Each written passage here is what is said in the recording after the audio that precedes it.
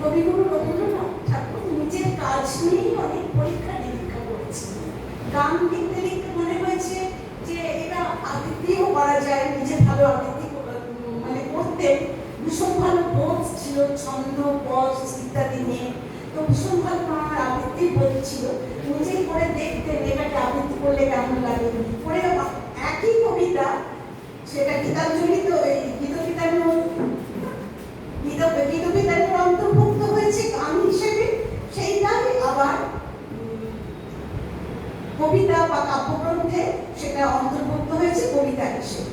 তো এরকম অনেক আছে। তারপরে নাটকের ক্ষেত্রেও আমরা দেখি রাজস্বী উপন্যাস লিখলেন, তারপরে বিসর্জন করলেন সেটাকে। সাপমোচনের ক্ষেত্রেও এরকম অনেক আছে। তো আমি ভেবেছিলাম সেইভাবে যেটা গান আছে তুমি সন্ধ্যার মেঘমালা, ওটার আবৃত্তি করবো মানস প্রতিমা নাম।